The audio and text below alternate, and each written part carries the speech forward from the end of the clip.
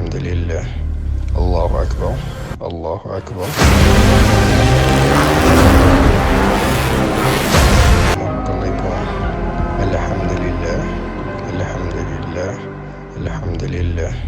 الله أكبر. الله أكبر.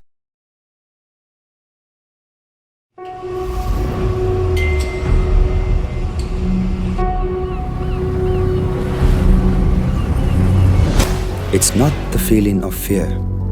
It's the feeling of wanting to do better. Because you know you can do better.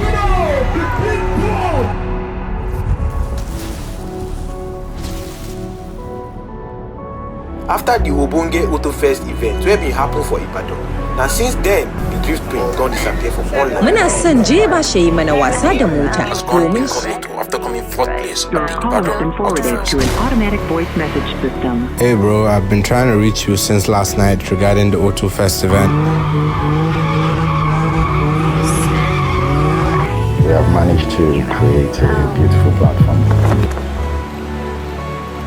You surely do understand what it means to fail. Not to others, but to your own self.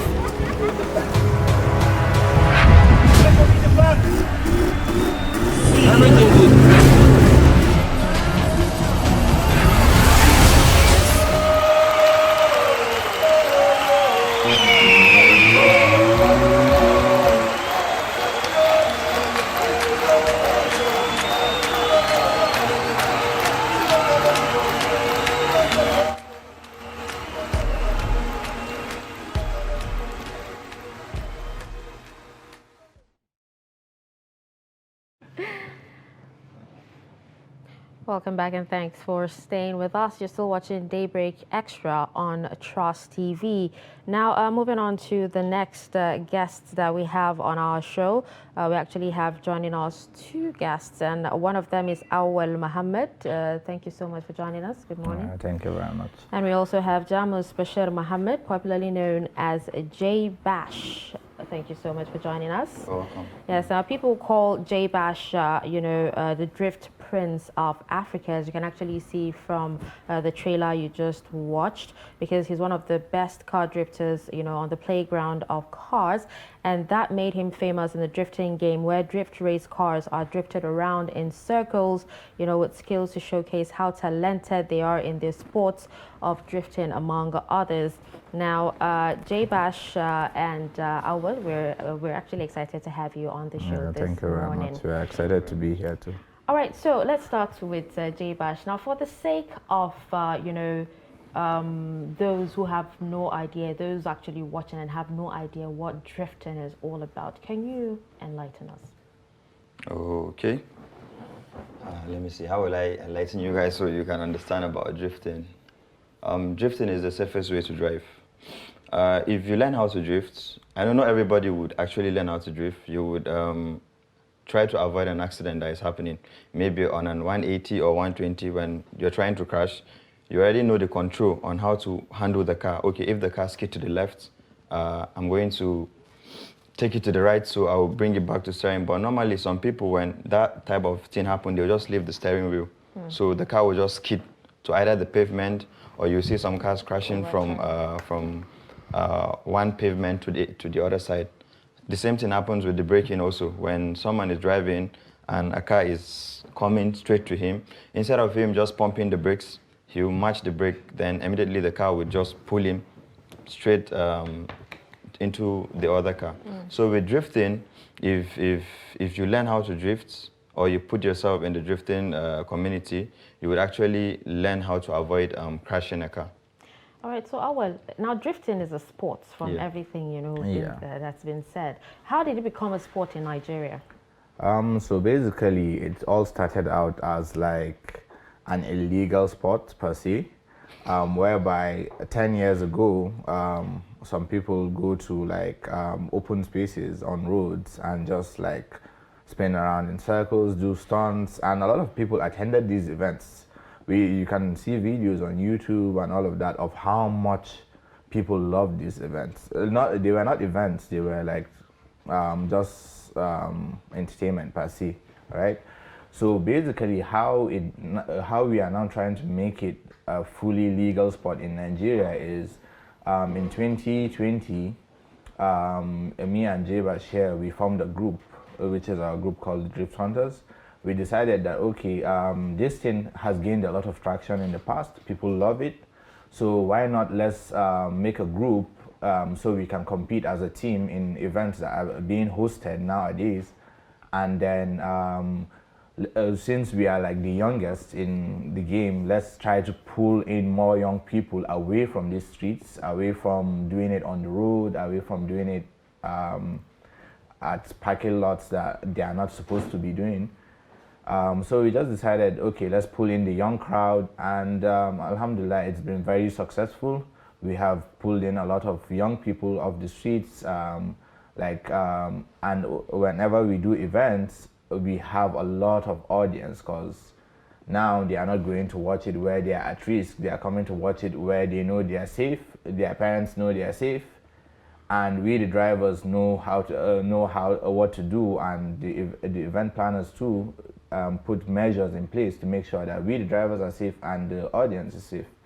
So yeah, that's how we got into the legal sector, I guess. All right. So now you said it was illegal. Yeah. Yes. Now it's purely legal. It's above board. Yeah. So why I'm saying it's legal is because now we do it at rented spaces. Okay. Where we are allowed to the event organizers get all the necessary documents and all the necessary permissions from necessary agencies in order to let us do that. Like in May, I think we did an event at Eagle Square. No one can just go to Eagle Square and do an event without letting the necessary authorities know, because it's right next to the villa. So just from that example, you should know that, okay, we follow all the necessary channels to make sure that we are well within our limits and well within the authorities' tolerance level, I guess, in terms of noise, in terms of safety and all of that. And when we did that event, road safety was there, VIO was there, the police was there, fire service was there. So all necessary safety measures were definitely taken. So that's why we classify it as legal, because we have permission from the government. We are taking all safety measures very seriously.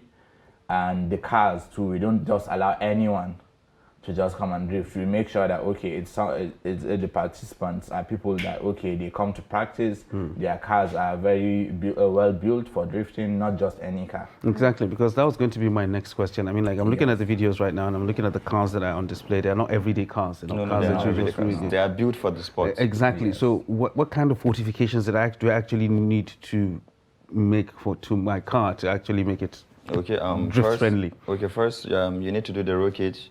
Then you need to have an hydraulic handbrake. Hydraulic handbrake is not the same with the normal handbrake on your car. Okay. You know, the normal handbrake works with the cable, but this one works with hydraulic. So the moment you're coming close to anything, once you pull it out, the car will stop. Okay. Once you use your clutch and pull it out, then you need fire extinguisher for sure. Fire hazard. You know, when you're firing, you're driving a car in gear 1, gear 2. It's not like the normal driving you used to do. Then what again? Engine performance, the body. You need to strip the car off. Okay. There will be no dashboard. There should be a dashboard, but all the carpet inside should be removed because of weight reduction. All the upholstery needs to be removed. There's no upholstery, just 2 seats, you and your passenger. But for me, I think maybe next year I'm going to take off the passenger seat. Okay. Yeah, so you will not. I will be the only one inside the car. All right. So if there's no upholstery, that means it's between you and the metal of the car. Yes. Okay, so what kind of safety measures do you take personally? Okay, you talked about how you do it with the authorities. You have road safety, fire service. So you us personally now, drivers? exactly. Apart from the helmet that you guys wear, is there any special protective gear? Yeah, of course, there's a lot. So first of all, the suits you see us wearing are fireproof. Even though the car doesn't have any upholstery or anything, but they are still fireproof. The helmets are not normal motorcycle helmets. They are made from fireproof material, and the certification for those are SA 2020. That's what differentiates them from motorcycle helmets. And other safety measures are the seats we have are like bucket seats. They are basically something like similar to this, where you are like seated inside the seat, not on the seat. So you don't move around or anything. And then our seat belts are not the normal regular across seat belts. you put them on like a backpack. So you have 2 straps here, 2 straps coming out here. Some people Like a have parachute. 1 strap coming out. Exactly. Okay. Some people have 1 strap coming from the middle, and you buckle everything in the middle, so you don't move. Even if the car turns upside down, you will still be in your seat. Okay. That's what they're there for. I see. And then the cage is there so that, let's say, God forbid, the car tumbles or you hit something, the metal is not gonna come and touch your own body. Whatever it is, the shock will transfer from the body of the car to the cage. Then it will transfer throughout the cage instead of buckling. You are in the cage. Yes, in you the are car. in the cage. Yeah. So whatever Okay. happens will happen to the body of the car, but you are safe within the cage. I see. Well, So that's why the cages are there. Oh, well, I'm actually sure you've gotten this a lot. You know, what's the difference between drifting and car racing? Okay, drifting is you oversteering the car. So oversteering is whereby the back wheels are not under traction. They are spinning, obviously. They're spinning, creating smoke. And the front wheels are doing all the work. Racing is whereby you go on a track, you take corners the fastest way you can, and make the fastest lap times you can. Or in terms of drag racing, is 2 cars going on a straight line to see who gets there first. Drifting is not about that. Drifting is about Control. proximity, control, the style of how your car looks when it's doing it, and a lot of other factors that I can't mention because there are a lot. Okay. But let me just define what I just said. So proximity is how close you can get to all these obstacles you are going. Obviously, the car is not under control in terms of normal people, but to you, the driver, you know that, okay, yeah, you are skidding, you are sliding, but you are fully under, the car is fully under your control. So, okay, what the judges see in these events and stuff like that is how close you can get to obstacles they set. How can you hit the clipping point? The clipping point is that ball that we put, and you hit it with the side of your car. So how close you can get to that, and the style is, okay, how good your car looks, how good it slides, and all that. So that's what kind of differentiates drifting with racing. Okay, now J-Bash, there's this thing you do where you actually have, you talked about it earlier, you actually have passengers, you know, get the feel of what you do, like experience what you do. How because I don't think I actually have, you know, the guts. No, I'm actually thinking about it. You actually have the likes of, because I saw some videos, the likes of Laycon, you had Big Mo, you had J1, and you know, a host of others. How just what were the reviews like? Okay, at first they'll be like, are you sure? Oh, most of them we met in a music video shoot, and when I go with the car, it'll be like, J-Bash, are you sure I'm going to be safe? Am I not going to fly? I say, yeah, it's fun, let's do it. Like for one of them, he was like, let's go now, no problem, let's go. So we started drifting, and he was like, guy, please, stop, it's okay, I can. I said, no, boss, let's just do one more. He said, see, I'll call my management for you. I said, okay, no problem. But some really had fun. Like, I would say this guy in Lagos, there's one artist in Lagos, I got tired of him because he was like, why are you stopping? Let's go. I want more of this. His adrenaline was just popping because it's not like the normal driving, you know. The car is just going to be skidding left, right. And at times when they're looking at me drifting, they'll be like, guy, why are you not smiling? Smile now. I'll be like, no, I'm putting my concentration 100% on the wheel. So at the same time, I'm making you have fun. I'll be looking at in case if something is coming on my way so I can change directions. There's the one you did with the masquerade as a passenger. Oh, the guy that was shouting. No, he was just screaming because he thought it was going to be like the normal driving and all that. It was just going to be inside. But when the car started going sideways and he was seeing trees and all in the track, that area, one track we're using. So it was like, no. So just drop me. I'm not doing it again. Right, so you guys don't race. You just we don't do street racing. No. We don't do street racing, but we do race. Exactly. Yeah, we do. I'm not street racing now. Not street racing. I mean, like we do racing on racing in on Ondo the- State. Okay. There's an event that legal happens. race in Ondo that Okay. happens every year. All right. And we usually go there and perform. So it's hosted actually by the Ondo State government. Okay. Walk and play. Yeah, and Walk and Play, Mr. Ade of Walk and Play hosts the whole event. And it's an event whereby it's on city streets that are cordoned off from Okay. the public. Okay. And cones and barriers are put in like between the spectators and the drivers, obviously. So like you have it Monte Carlo for the Grand Prix. Yeah, basically like how the Grand Prix is hosted, Yeah, yes. but in Ondo State. Okay. Yes. I think the last one was 10 drivers. 10 Okay. drivers competing for the cash prize of 1 million, I think. You guys were Did you Yeah, I did, participated? but my car broke down. I think I was on lap 4, just one more lap to go. Then my car broke Oh, so it's down. 5 laps. Yeah, 5 laps. All right. Five laps. You'll get it. You'll get the next one. Yeah. Okay, now for most people, okay, I think I have there are two parts to this question. Now, the first question has to do with, we know when it comes to car racing, you need to be a really good driver for you to be able to, race cars. But what about drifting? What does it take personally, for one to be a good drifter? Everyone can get in a car and go on a straight line, like to see who gets to the finish line first. So usually in racing, all you have to do is put your foot down and the car does the work. But in drifting, the car does like 40% of the work and you do 60% or more even. Because first of all, how you build the car matters. You have to build the car to suit you. Like for me, for example, my seat is like the biggest seat anyone has. No, definitely. Because I'm really big and I'm really tall, so I had to make my own seat to where it fits me. I literally had to fabricate my own seat. I couldn't even buy one. So that matters. And why I did all of that is because if I am not comfortable in the car, if I'm not set up right, it's going to mess up my drifting, because every little thing matters, because your car is sliding uncontrollably, as people will see from the outside, but you in your mind and in the car, you know that you're under control.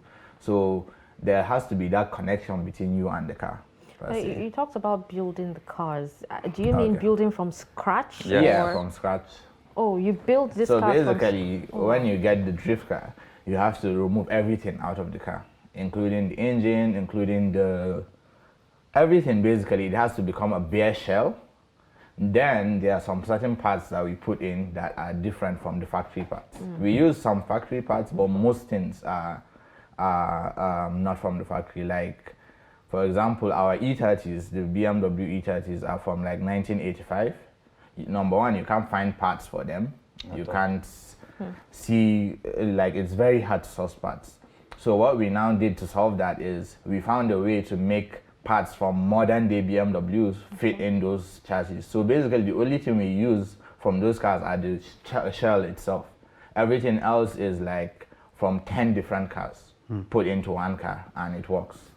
So a lot of research has to go into what fits, what doesn't, what works, what doesn't, what works better, and so on. So putting that aside, our current cars right now, same thing.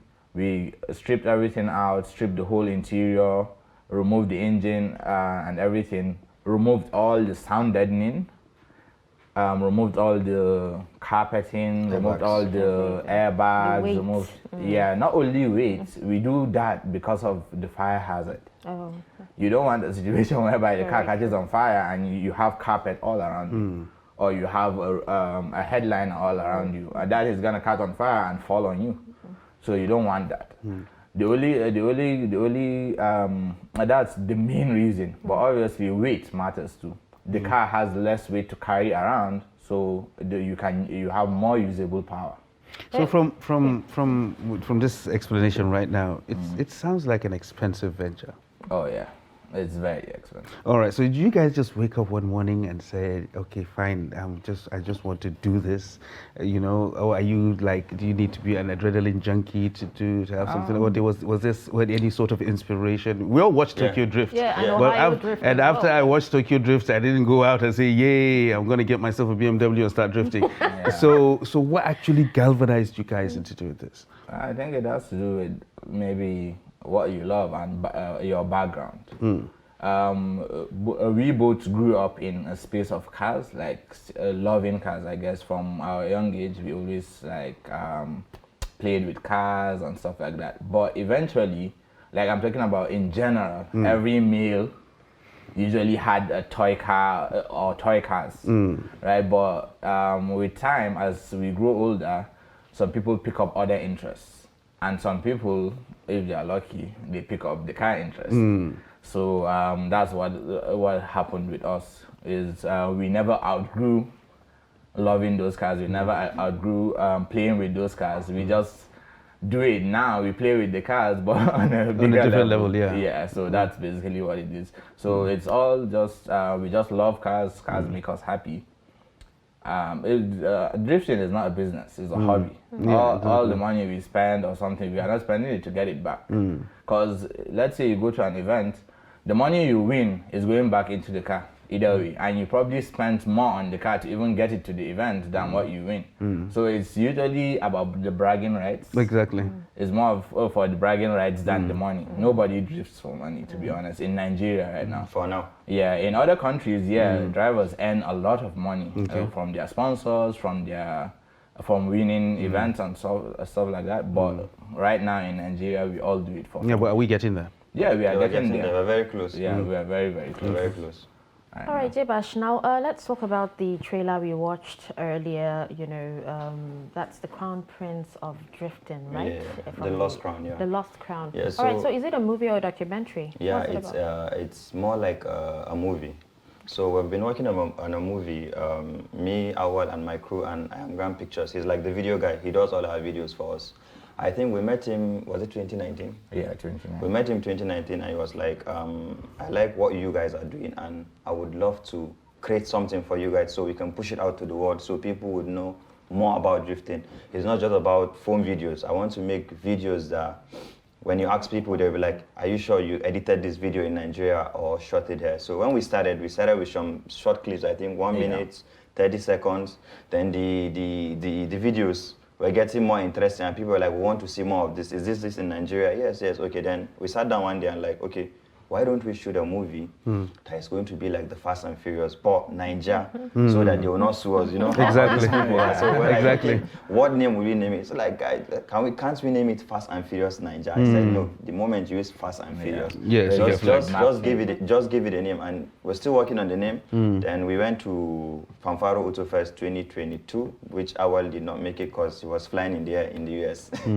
Yeah, so when we went there, my car broke down again. Okay. Bad luck. You need to do something about that. I need to do that, yeah. I'm already doing that now, so for the next event. Yeah. So the main this trailer you watch is meant for that whole event. What really happened in the event? Because people have been asking, what happened? You were not on the podium. You're supposed to get the crown back to us, and you lost the crown. How? So the movie you guys watch is telling you a story about everything that happened in the event. And also the aftermath. The aftermath. So when we were drifting there, the car broke down. We got all the clips of when the car was breaking down, the anger, the sadness, and all. Okay. So the movie is all talking about the Fanfaro Auto Fest event, how we lost the crown. But our own main movie is going to be on Netflix, inshallah. Our own main movies. Oh, all right. I will be remiss if I don't ask you this, Awal. You're a pilot. Yeah. Okay, so you drive planes and you drive cars as well. Fly. You drive planes and you drive cars as Yeah. well. You drift cars. Yeah. Do you drift planes? No. You just had to ask, like, seriously. But actually, in terms of that, actually, there's a maneuver we do when we are coming down to land and you want to lose altitude within the shortest distance possible. Okay. It's called a forward slip. I see.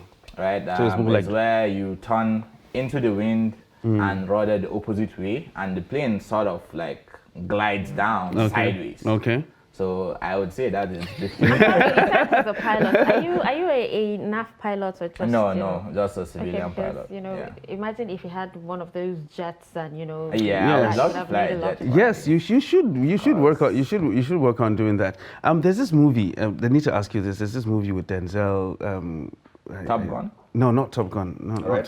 not Top Gun. This I think something that has. I think it was a true life story or something like that about a pilot that nearly crashed the plane. There's this maneuver they actually where did. they found out he was drunk. Exactly the way it was drunk. I know. So he rolled the plane. Can you actually? Is that how true is that? Can you actually do that? Is it? Yeah, you can. roll And the does it help? Really, when you're about to crash? Yeah, all plane. It right. makes things worse. Okay. Because imagine you're about to hit the ground and you hit it head first. Exactly.